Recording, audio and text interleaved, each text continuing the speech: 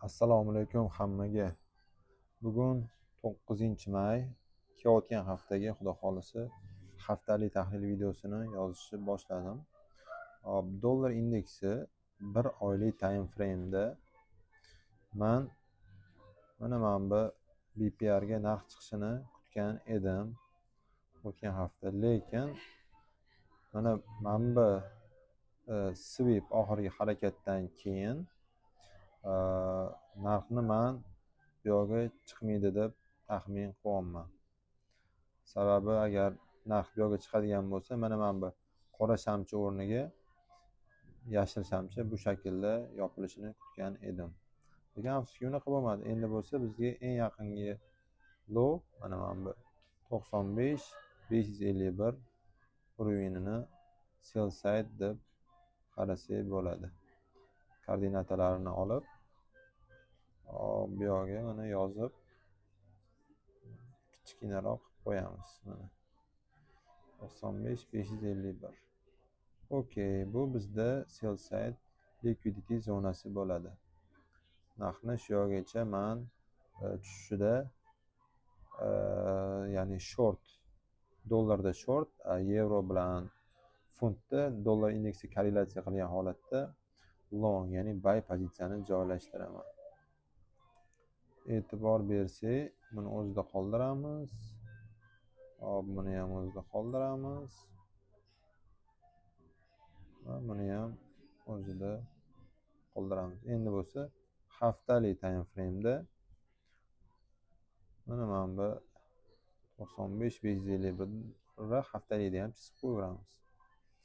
Endi e'tibor bersak, haftalik time frame'da bizda narx mana bu ekstremum, ya'ni juda ham ekstremalniy pastdagi order blokda bizga qiziq PDR zonasi turibdi va premium discount bo'yicha ham narx bu yoqdan xuddi tepaga ko'tarilib ketadiganga o'xshayapti.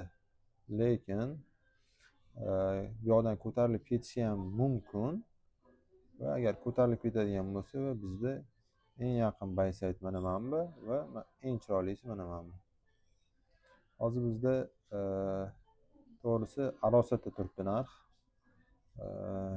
Agar shu OB ushlamasa, narx tepaga uchib ketishi ham mumkin. Dailyda bo'lsa, juda ham boshqacha ssenariy bo'lishimiz mumkin. Sababini hozir ko'rsataman.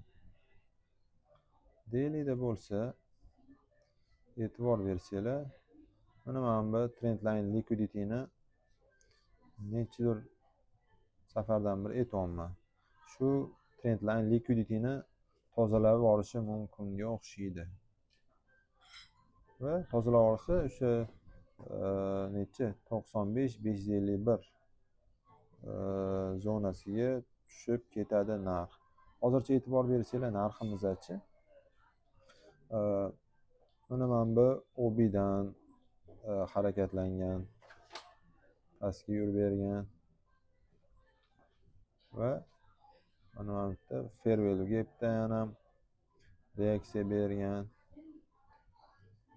Tushuvchi tomonga yaxshi reaksiya berib kelyapti-da. Agar tushuvchi tomonga yaxshi reaksiya berib kelayotgan bo'lsa, bu yoqdan buy olish kerak degan emas, shu tushayotgan tomon ishlab ketaverish kerak, tushayotgan tomonga. Endi bu yoqda qaranglar. Mana bu yoqdan turib, mana bu OB bo'lib bizda xizmat qilsa, mana shu OB dan mana bular endi eski ishlab bo'lganlarni chizib tashlashik. Bizda mana shu narx OB kelganda уже yana short pozitsiyalarni joylashtirsa bo'ladi deb taxmin qilyapman. Premium discount bo'yicha ham mana bu OB ni hayidan mana bu sell side ishlasa, mana как раз 0.50 dan tepada OB bizda shakllanyapti. Va mana bu sell side ham bor. E'tibor bersanglar, mana shu yoqgacha shartnovoy pozitsiyada qolaman dollar indeksida kelayotgan haftaga. Mana bu holatdan bo'lishi mumkin. Narx ko'tariladi o'suvchi bo'lib va bosuvchi bo'lgandan keyin o'sha keyingi shamchi mana bu OBdan pastga tushuvchi bo'lib oqishi mumkin degan fikr ham tahlilim ham yo'q emas. Xullas shuni kutyapman men. Hop. Endi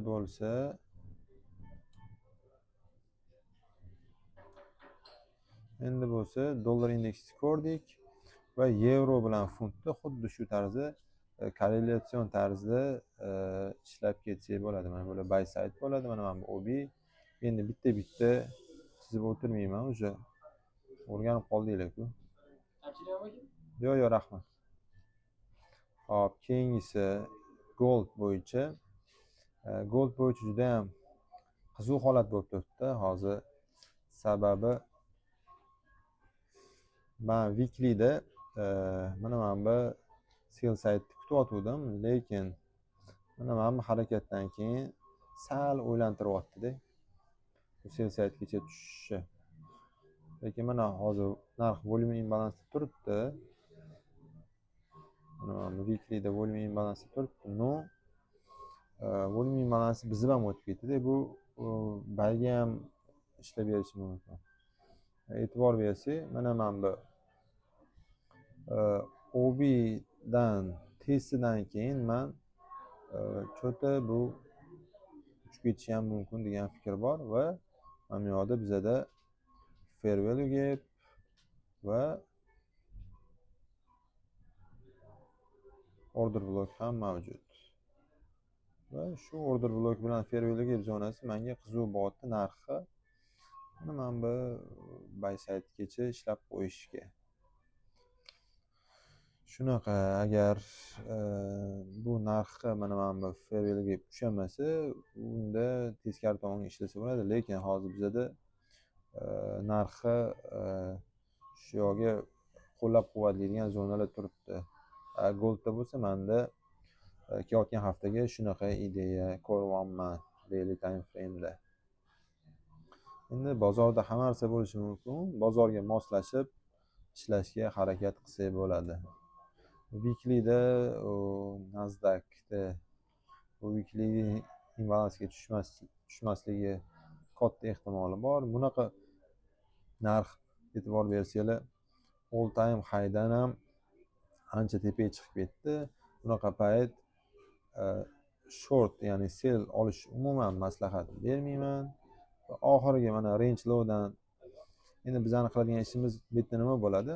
Narx mana bu yoqda sal atkat berib, mana bu yoqda buy side liquidity qoldirib, all time high sifatida liquidity qoldirib ketsa, biza eng yaqin range low'dan range high'ga premium discount tortgan holatda 0.50 dan pastdagi PDR'lardan ishlab olsak bo'ladi. Masalan, mana bu BC buy side imbalance, sell side inefficiency dan narxni buy side'ga ko'rsak bo'ladi. Qachonki mana bu buy side tasdiqlangandan keyin ungacha narx xohlagan ishini qilishi mumkin. Undan keyingi shamchi yana mana bundan qochirib qolishi mumkin bullish bo'lgan holatda. Agar tasdiqlangandan keyin bo'lsa, shu tarzda ishlab olsa bo'ladi. Mana kelayotgan haftaga meni tahlillarim shu edi. Agar shu tahlillardan bir narsa o'rgan bo'lsanglar, videoga like bosib, kanalga obuna bo'lib, Telegram kanalimga qo'shilib olsanglar, Telegram kanalida analizlarni rasm sifatida ham, kunli ham tashlab qo'yamiz. Sog' bo'linglar, salomat bo'linglar. Agar savdo oladigan bo'lsam, albatta trade recap qilaman YouTube'ga. Bu savdoda qanaqa qilib foyda qildim degan ma'noda. Sog' bo'linglar, salomat bo'linglar. Keyingi videolarda sizlarni kutib qolamiz. Salomat bo'linglar.